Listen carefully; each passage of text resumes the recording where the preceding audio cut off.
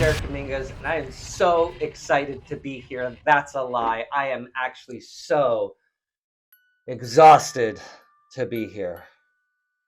I promise that I won't fall asleep too much in this video. Yes, I'm absolutely exhausted for good reason. This summer, I have been traveling all over the country. I've been doing training, I've been doing keynote speeches, I've been doing in-person coaching sessions, and I have been having an absolute blast. Not only do I get to travel to places that I wouldn't normally otherwise and experience the culture and the food, but I also get to connect with some really, really amazing people doing some very transformative things in their communities. And in addition to doing full-time speaking and full-time traveling, I've also been doing a full summer camp with my sons.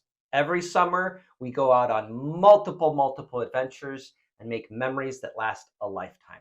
Now, all of it has been great. And if I'm being completely honest, I am not only incredibly exhausted, but also a little bit burned out. And when you're a professional speaker or a leader in an organization, you don't always have the ability to be burned out. You get to show up for your audiences and for your people at 100%.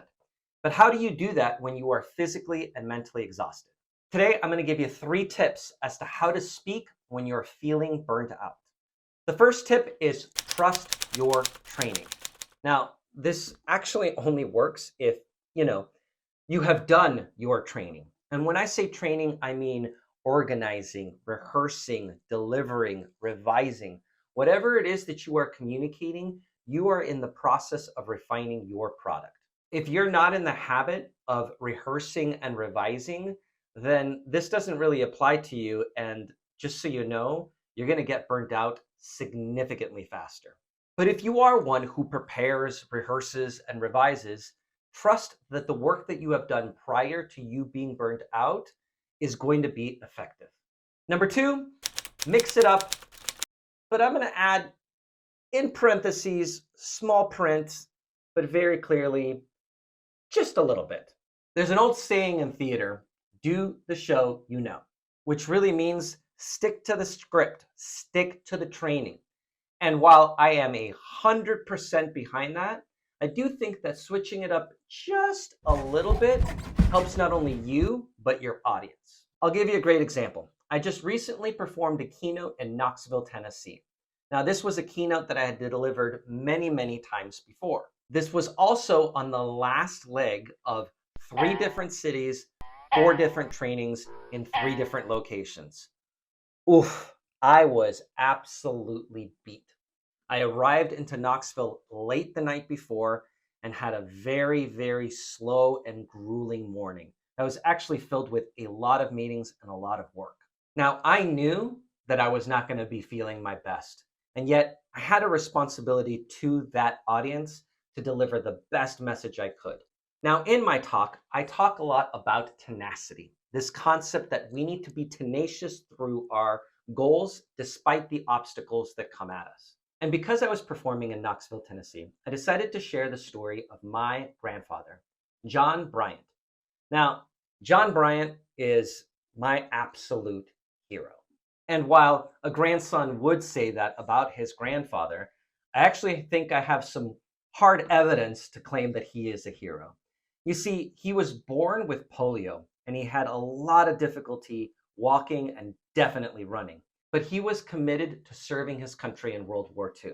So after many failed attempts, he finally got accepted into the Navy, but only as a cook. Now, if you know your American history, you know that in the Battle of the Bulge, they were giving rifles to any human being that could possibly use one. This included cooks, janitorial staff, literally anyone, including my grandfather. Well, it's a longer story for a different day, but he was injured during the battle and heroically he was saved. And I have this Purple Heart to remind me of his courage, his bravery, and his tenacity. Now, the reason why I decided to tell that particular story at that particular event is because my grandfather was born about 100 miles from Knoxville, Tennessee. So not only was it a good example, it was a relevant example to the audience, and it was a story that I hadn't told from the stage in years. So being in the area where my grandfather grew up gave me that burst of energy that I needed when I was so incredibly exhausted and burned out. My final tip is probably the most important one, and that's this. If I can remember it. Oh, Lord Almighty.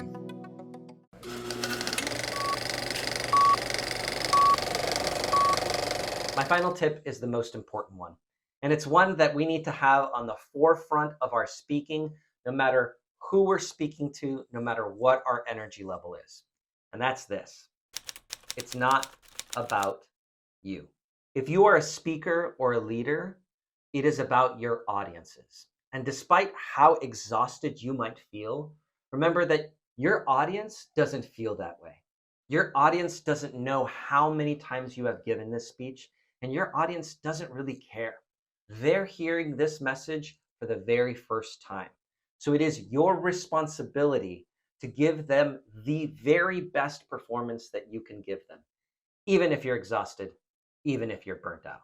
Now, if you don't mind me, I'm going to go take some well-deserved rest, probably in the form of very, very, very long, I don't know, I don't remember what you call it when you fall asleep and it's not bedtime. Hey, make sure you hit subscribe to the button in the confidence communications and video.